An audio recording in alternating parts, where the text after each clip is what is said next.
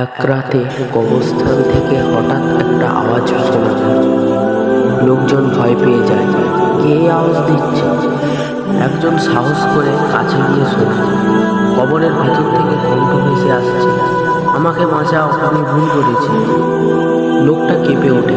সে বুঝতে পারে এটা একজন গুনাহগার মানুষের কবর।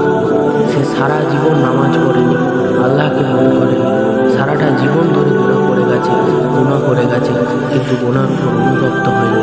তাই আল্লাহ আজকে তাকে শাস্তি দিচ্ছে। আজ সে চিৎকার করছে, কিন্তু আর কোনো সুযোগ নেই, কারণ মৃত্যুর পর কবরে তওবা করার রাস্তা বন্ধ হয়ে যায়।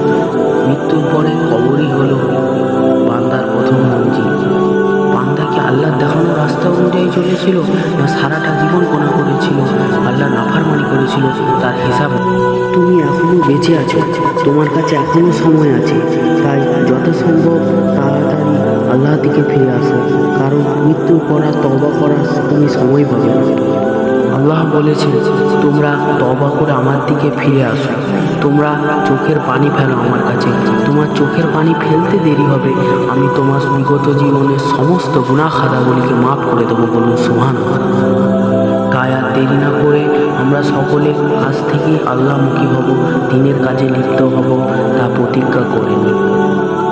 ভিডিওটা ভালো লাগলে লাইক, সাবস্ক্রাইব এবং শেয়ার করে দিন, আর অন্যদের দেখার সুযোগ করে দিন।